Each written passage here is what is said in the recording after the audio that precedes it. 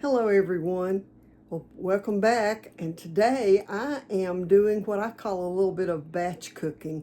Let me show you. I've got here some cabbage, but I've also got some kielbasa sausage.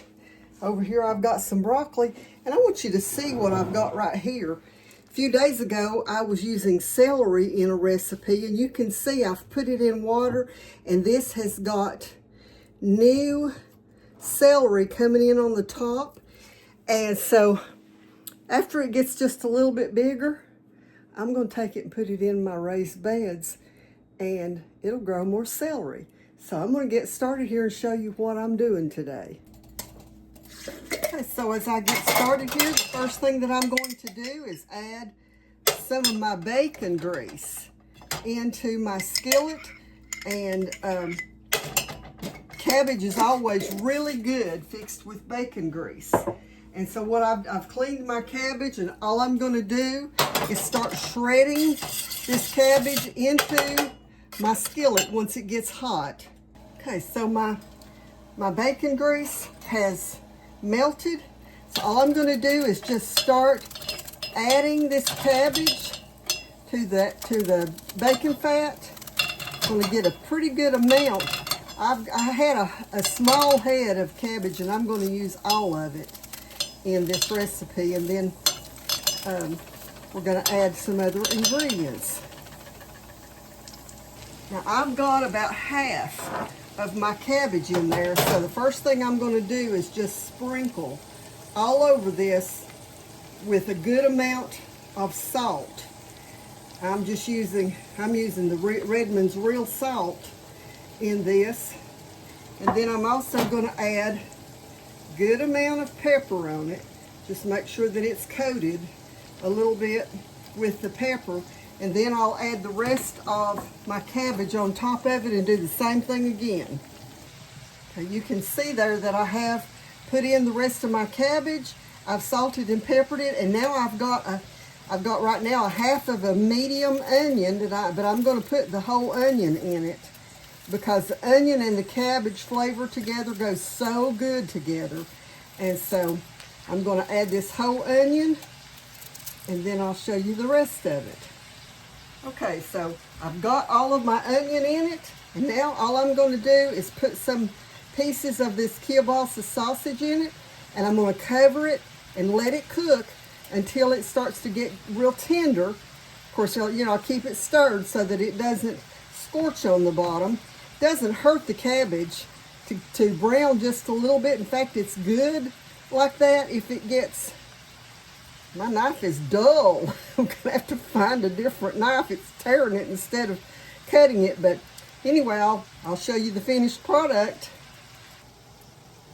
Okay, so I've got it covered, and you can see I've also got my double boiler, or not double boiler, my steamer here with the broccoli in it. And I said that was batch cooking. It's really meal prep, because I'll use that broccoli a little later in the week to make something different. But last week, right before I got sick, I had bought broccoli, and I did not want it to go to seed in the refrigerator. So that's why I'm doing that. Now the next thing that I am going to do, right here you can see I've got Brussels sprouts. Now, I know a lot of people say, "Ooh, Brussels sprouts." I did not like Brussels sprouts until I tried this. So what I'm going to do is add half a cup of Parmesan cheese to these Brussels sprouts. I'm going to zip this Ziploc bag up and shake it so that you can see how it's getting coated with that Parmesan cheese really well. And here in my little casserole dish, move that around a little bit, I have poured some olive oil in that. And so I'm going to put this in the olive oil. But before I put these into my casserole dish, I am going to put some pieces of bacon all over the bottom of this casserole dish.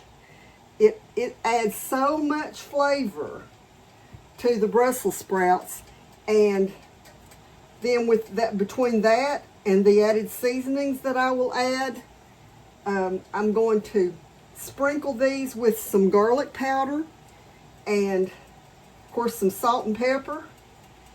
And then once these come out of the oven, I mean, the house smells amazing.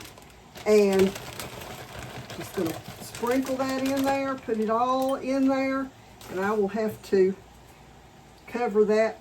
Yeah, my dome lid will work on that. So then I'm going to just sprinkle this with some garlic powder. Of course, once this is all stirred together, it'll get that powder all through there. And then also, I probably should have put my seasonings in the bag so that it would get all through it. In fact, I might even just put it back in the bag and do that. But you get the gist of what I'm doing. And this is going into the oven at 350 degrees until everything gets done. I wanted you to see this because I did decide to sprinkle my stuff back into my Ziploc bag, and while I was doing that, I got my larger casserole dish because I decided, since I've got enough of the Brussels sprouts, that I'm going to put some of this bacon on top of it because I want that flavor to go all through it. So that's the way I'm doing it, and so I'll show you what it looks like when it comes out of the oven. This looks so good already. Okay, so my broccoli is done, and that's just going to go in a bowl to put in the refrigerator for use later in the week. Now, you can check out my cabbage here, how it is cooking and getting tender. It's cooked way down already, and it'll still cook down some. But doesn't that look good? And my cabbage is ready to eat. Okay, so it's out of the oven, and this, I'm telling you, this looks so, so good. I'm going to try a bite of it. The bacon just makes it. So good. I'm going to let y'all go now. Hope y'all will try this. God bless you. Jesus loves you.